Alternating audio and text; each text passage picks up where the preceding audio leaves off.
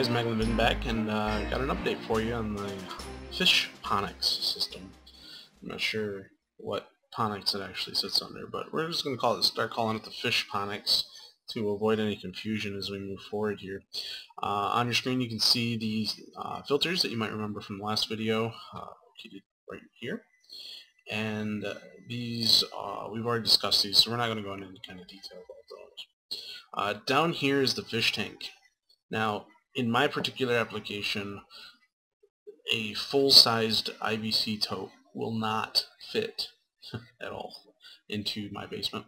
Okay, so the solution at that point is to cut the tote in half, almost in half, and to use the top half as the grow beds and the bottom half as the fish tank.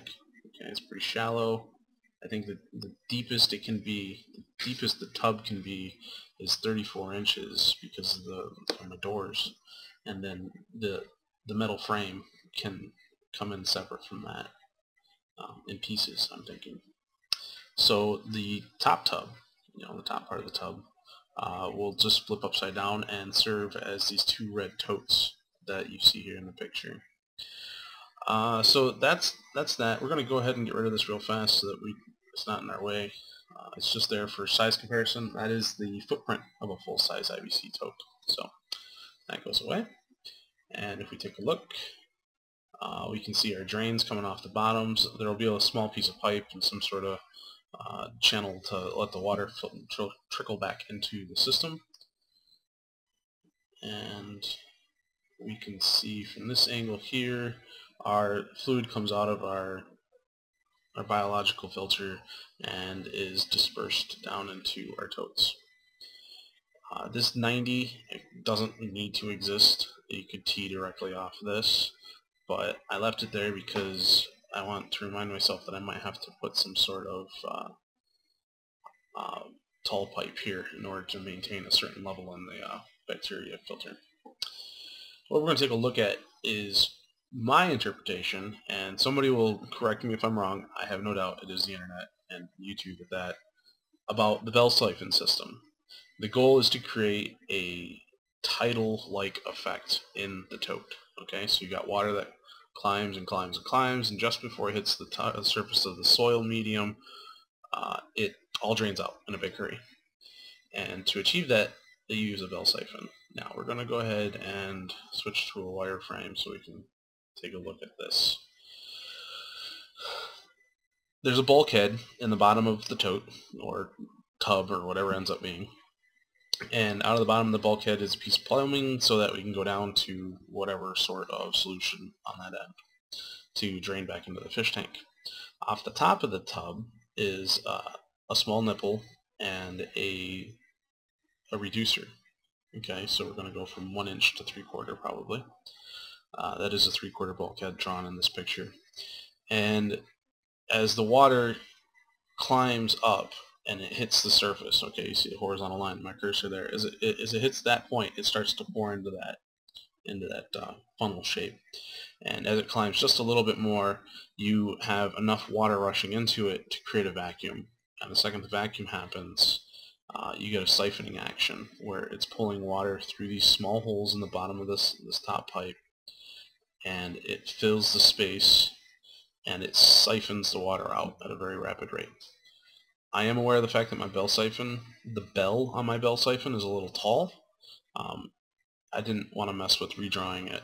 I'm aware of that. And I'm not entirely sure at what level this will all sit in order to be, correct. So with that piece there, we can see here the filters and the tubs and the siphons. Now, because it's two separate tubs, we could alternate them so that we're constantly having some sort of water flow into the fish tank, so we got that nice oxygenated environment. If I use the top of the IBC tote as the grow bed, I won't have but one bell siphon, obviously, because there's no application that requires the two of them. So there's that. And the final bill of materials is just about complete. There's some pieces missing here. Exact details of the plumbing of the system are not completely banged out yet. I'm not going to build this in the next month or 3, so I'm just kind of, I got the plan for it, and it's sitting away for that rainy day when I decide that there needs to be a new project. But this is the gist of the building materials to bring that system along and to make it happen. As you can see, $213 for all the parts. That is a ballpark. With some of the pieces, I know the exact price of.